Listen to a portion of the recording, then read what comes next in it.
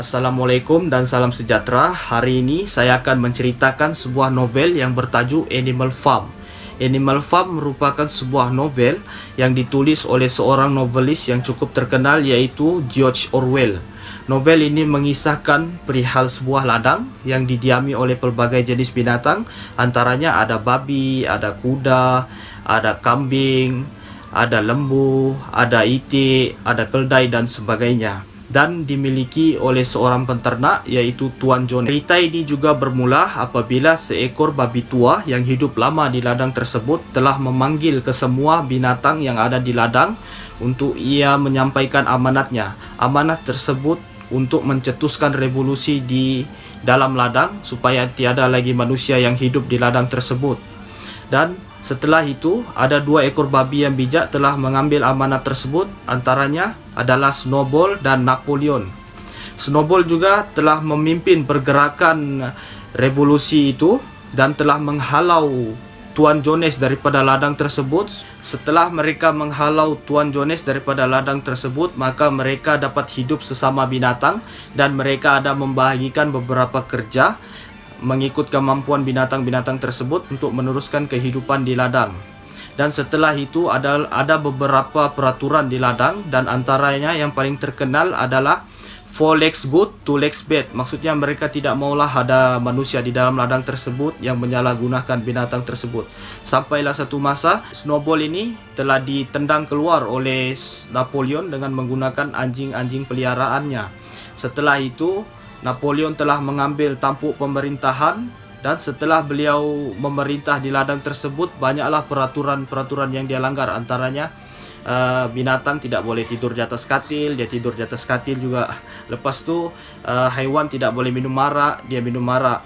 Okey, oleh itu kumpulan kami telah memilih 2 isu yang berkaitan dalam novel ini. Antaranya adalah power dan gender equality.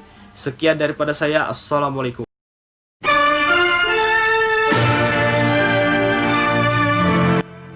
Kuasa adalah salah satu tema terpenting di dalam Animal Farm. Penulis buku ini meneroka kekuatan politik yang berlaku pada ketika itu dan disampaikan dalam bentuk novel dan filem.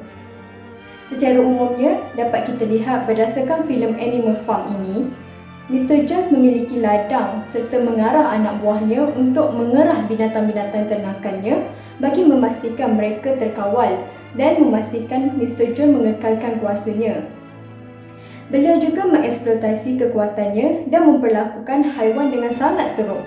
Sebagai contoh, All Major, iaitu ketua binatang di ladang tersebut, telah mengajar haiwan ternakan di sana tentang lagu Beast of England sebagai tindak balas kepada Mr. Jones yang memperlakukan mereka dengan teruk. Lagu ini mengandungi sentimen anti manusia dan pro haiwan. Lagu ini berkaitan dengan alat-alat yang digunakan oleh Mr. Jones untuk mengerah binatang-binatang tersebut bagi mengekalkan kuasanya. Antara alatan-alatan tersebut ialah beat, spur dan whip. Selain itu, di dalam kisah ini juga kita dapat lihat bahawa haiwan mempunyai kekuatan untuk mencabar kawalan Mr. Jones dan mengambil alih ladang tersebut dengan menggunakan kuasa secara positif. Hal ini dapat dibuktikan apabila si babi menggunakan rhetoric atau propaganda untuk mengukuhkan kedudukan diri mereka serta berkuasa untuk menguasai ladang tersebut. Contohnya, haiwan-haiwan tersebut melakukan pemberontakan ke atas Mr. Jones. Hal ini berlaku apabila Mr. Jones tidak memberikan haiwan ternakannya makanan. Secara tiba-tiba, haiwan-haiwan tersebut menyerang kedai makan mereka. Pada ketika itu, Mr. Jones berusaha untuk menghalau dan mengawal haiwan ternakan seperti selalu, namun haiwan tersebut memberontak dan melawan Mr. Jones. Keadaan yang tidak disangka-sangka ini telah menyebabkan Mr. Jones meninggalkan ladang. Seterusnya adalah tentang Skinner yang mengawal semua haiwan di ladang tersebut. Selain daripada mengambil kawalan, Skinner juga telah mengambil semua alih jawatan kuasa yang ada di ladang tersebut dan mula mengawal semua haiwan lain dengan kejam sekali. Sebagai contoh, Napoleon telah menggunakan squealers dan anjing peliharaannya untuk menghentikan segala pertanyaan daripada hewan lain mengenai kincir angin yang ingin dibinanya. Spoiler yang bercakap dengan begitu meyakinkan. Dan ketiga-tiga anjing peliharaan Napoleon kebetulan bersamanya yang menggeram dan sangat menakutkan sehingga mereka terpaksa menerima penjelasan daripada Squealers tanpa pertanyaan dengan lebih lanjut.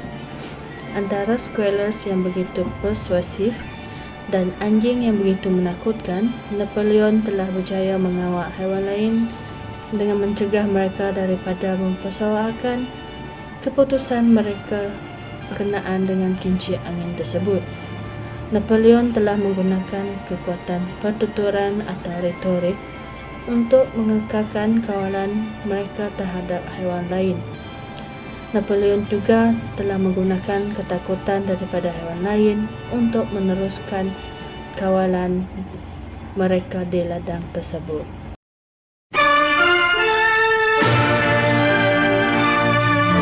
Antara tema yang terdapat dalam The Farm oleh Orwell ialah kesaksamaan. Ini dapat dilihat daripada persamaan yang dicari oleh haiwan setelah pemberontakan. Antara hujah yang menyokong kenyataan ini ialah selepas pemberontakan, haiwan-haiwan tersebut bersetuju dengan 7 perintah yang akan mereka jalani sekarang untuk memastikan semuanya adil dan setara. Ini dapat dibuktikan dengan satu petikan yang terdapat di dalam buku The Animal Farm, iaitu semua haiwan adalah sama. Ini juga dapat dilihat ketika haiwan mengejar Mr. John, di mana terdapat peluang untuk keserataan setelah pemberontakan, di mana semua binatang sama adalah salah satu perintah yang diputuskan oleh haiwan. Terdapat petunjuk bahawa persamaan sebegini mungkin sukar untuk dijumpai kerana haiwan itu sendiri tidak pasti sama ada menjadikan tikus dan babi dalam persahabatan mereka, kerana jelas mereka mempunyai kualiti hidup yang lebih baik daripada haiwan-haiwan lain. Selain itu, kesaksamaan juga dapat dilihat ketika peluang untuk kesamarataan hilang ketika babi berkuasa. Hal ini demikian adalah kerana mereka mula mengubah peraturan seperti mereka mengambil lebih banyak makanan dan menikmati lebih banyak masa lapang sehingga kehidupan di ladang dipenuhi dengan ketidaksamaan yang sama seperti sebelum pemberontakan. Mengapa persamaan ketujuh perintah yang dijadikan itu lenyap? Kuncinya adalah pembahagian semula jadi antara tenaga kerja intelektual dan fizikal. Memang benar bahawa setelah pengusiran Tuan Jones, haiwan-haiwan itu bekerjasama dengan gembira seolah-olah persamaan itu telah terjalin. Bulan madu yang dikatakan dalam revolusi Animal Farm ini tidak akan bertahan lama. Tidak ada orang yang menjaga haiwan. Jadi kekosongan tenaga secara semula jadi diciptakan. Hanya sekejap saja kumpulan haiwan seterusnya mengambil totalitarian. Bukannya haiwan yang bertanggungjawab semestinya mempunyai lebih banyak hak. Sebenarnya, seseorang pemimpin yang unggul akan mendorong masyarakat maju kerana perintahnya adalah untuk kepentingan rakyat. Seseorang pemimpin yang mementingkan diri sendiri dan menginginkan lebih banyak kuasa dan hak istimewa akan melakukan apa sahaja untuk memenuhi kehendaknya. Pada masa itu, tidak akan ada lagi persamaan dan dia tentu akan menjadi penindas seterusnya. Ini hanya masalah masa seorang pemimpin yang bercita-cita tinggi dan jahat ingin berkuasa. Sebab lain yang lebih jelas ialah haiwan dilahirkan dalam keadaan berbeza. Semua lelaki diciptakan untuk menjadi sama. Hanya lelaki sendiri yang meletakkan diri mereka di atas persamaan. Sebaliknya, terdapat pelbagai jenis haiwan di halaman gudang dengan perbezaan yang berbeza. Sebagai contoh, ada binatang sederhana seperti kuda dan sapi secara semula jadi dimanipulasi oleh apa yang disebut pekerja otak. Haiwan yang lebih besar seperti kuda dan lembu adalah satu-satunya haiwan yang layak untuk memikul beban berat. Anda tidak boleh mengharapkan kucing atau anjing melakukan kerja yang berat. Ciri-ciri haiwan juga berperanan besar dalam ketidaksamaan. Haiwan yang mementingkan diri sendiri mungkin berusaha bekerja lebih rendah daripada yang lebih rajin. Haiwan bongkak dan sombong akan menganggap bahawa mereka berhak mendapat lebih banyak.